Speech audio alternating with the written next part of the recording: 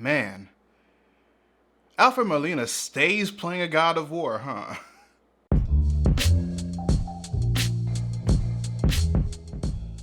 Readers, I watched Maya and the Three on Netflix, and my god. My god. 9 episodes split up into 3 acts, with the first 6 getting you in the mood for a story that's both similar to and done 10 times better than Raya and the Last Dragon, in my opinion. And then the last 3 doing nothing but disintegrating the walls, separating your logic from your emotion to dust, like the Hebrews did with Jericho or Berlin in the late 80s. No, seriously, this was like the 3rd thing I watched in 2021 that caused me to uncontrollably weep by the time it was over. Which, I admit, is pretty impressive, because despite the tone of the project or how good it is, getting me emotional enough to shed tears doesn't really happen anymore. Because I can honestly say that Maya and the Three was able to tug on my heartstrings enough to do so, while at the same time being an entertaining and engaging 4.5-hour cluster of storytelling, world building, and Latinx representation. And Jorge R. Gutierrez, the show's creator and director, was able to do all of this while also being able to successfully transfer the exaggerated 2D animation style he's known for thanks to creating El Tigre on Nickelodeon over to CGI. But what left me the most impressed outside of the storytelling, representation, and how raw the finale left me emotionally is how Maya and the Three was able to present what it means to seek forgiveness.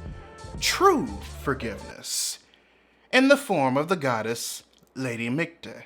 Now, before I continue, I'm just going to warn that the rest of this video will contain spoilers for Maya and the Three. So if you haven't seen it yet and want to avoid spoilers, I suggest that you give the show a watch first before continuing on with this video.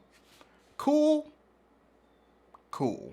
So, as we know, Maya is the daughter of King Tekka and Lady Micte, the goddess of death.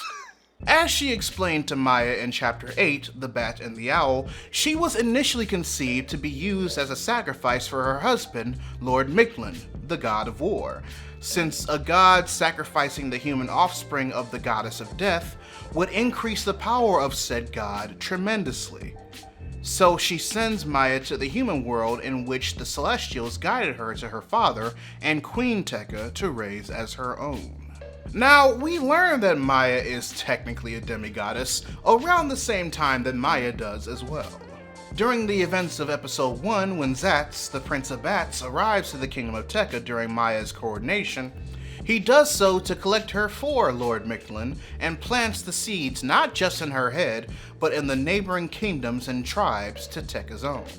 By episode 2, it's confirmed that Queen Tekka, who she argued with earlier on in episode 1 regarding being a warrior versus being a diplomat, truly isn't her mother, but is the result of her father having an affair with the goddess of death herself, Lady Micte.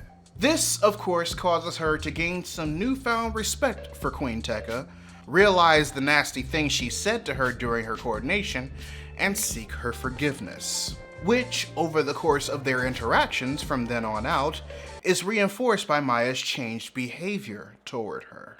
Now, as we all know, willingly changed behavior regarding the toxicity you displaced is the key factor in apologizing and seeking one's forgiveness. And if you didn't know that, I made an entire PSA-style comedy sketch a while ago regarding how to apologize and stick to it, especially on the internet, that you should check out after you finish the video. Meanwhile, everything that we've seen of Lady Micte since the reveal that the goddess of death and the wife of the god of war is Maya's biological mother has been very Team Mictlan, being faithful to her husband, advocating for Maya's sacrifice, and both loving and gassing him up by truly being in his corner, the same way pretty much every husband and wife relationship has been depicted in this show.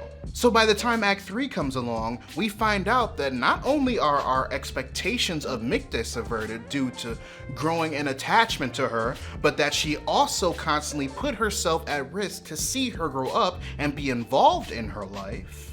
Taking into consideration everything else that happened over the course of this series' last 3 episodes, made me think 2 specific things.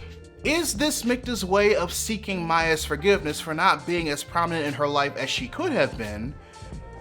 And does she deserve said forgiveness?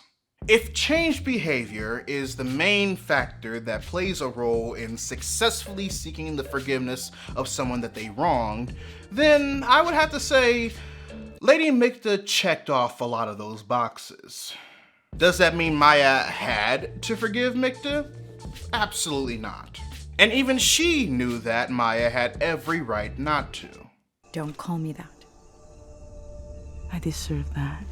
But even if she didn't, that doesn't negate the work that she put in, both physically and mentally, to actually go through with the course of action she displayed in the 3rd act of the series. Unbinding Maya from the sacrificial altar, providing her the blade necessary to stab Mictlan, transforming into the owl that flew Maya and her friends out of the underworld, including Zatz, who could turn into a giant bat, which could have easily freed up room for Pichu to not have to sacrifice himself to allow them to escape? Why didn't he do that sooner? All of these were decisions Lady Micte willingly decided to do before she even decided to allow the words, "I'm sorry," to leave her mouth, when she had every opportunity to just sit back, relax, and watch her daughter get sacrificed for the benefit of Lord Mictlan. But what told me that Lady Micte would have decided to have this change of heart, regardless of receiving Maya's forgiveness or not, was in the final episode, and Mictlan learned that Micte betrayed him to fight with Maya and the humans. 2 things specifically stuck out to me during their initial interaction, both of them spawned by a rather genuinely heartbroken Mictlan. The first was when he says this to her. I forgave you after your betrayal. Does that mean nothing? Micte reacts this way because there is genuine love between the 2 of them. And not love in the way that Thanos loves Gamora, I mean actual love.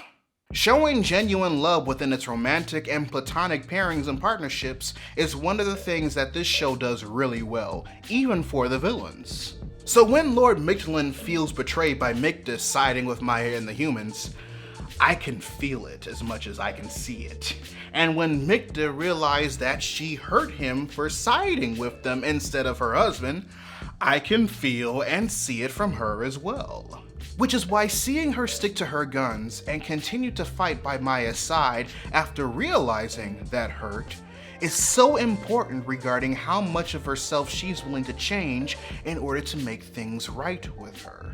Including deciding to say what she said after Mictlan replied to her hostility with those 3 small words. Mi amor, I love you. If you love me and all of this, right now, please, I beg you, for me, por nosotros. This entire encounter with Mictlan was Micte's final test, to prove that the behavior she realized was toxic about her can be changed and that she wanted it to change. And she wanted to change so badly that she extended a hand to someone she loves just as much and has played just as prominent a role in the toxicity to change as well.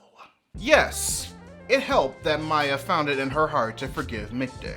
But it was clear from the moment we found out that she always found a way to see and involve herself in Maya's life growing up, that this was going to be something she was going to try and make right. Once again, Maya had every right to not forgive Micte when she asked for it or explained herself, and she would be justified in not doing so. Thankfully, in Micte's case, she received said forgiveness.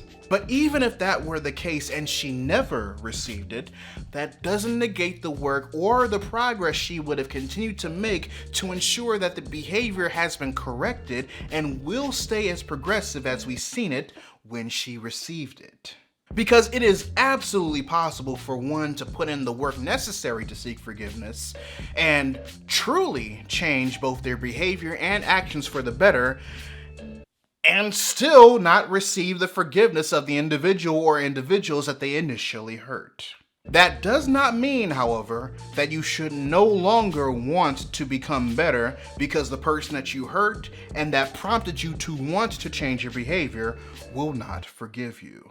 Because if you decide to fall back on the behavior responsible for why you initially sought the forgiveness of the individual who won't forgive you, it means that you were never really serious about changing to begin with, and that all you really cared about was being back in the good graces of the one that you hurt. Micte was one of those individuals who realized she did wrong, was absolutely prepared to never receive the forgiveness of the individuals she wronged, but still made the conscious effort to do the right thing anyway.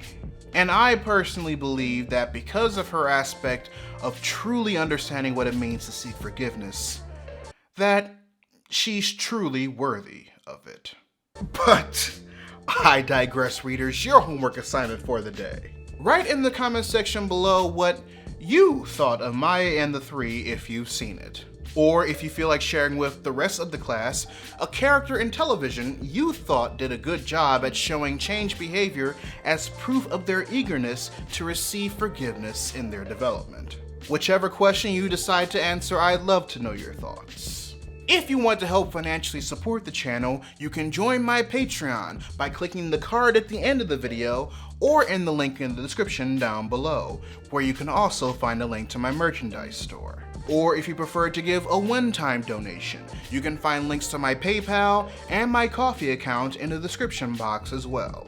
Also, make sure you subscribe to the channel and turn on notifications, because I post new videos every Monday, Wednesday, and every other Friday. But until then, this is Readus 101.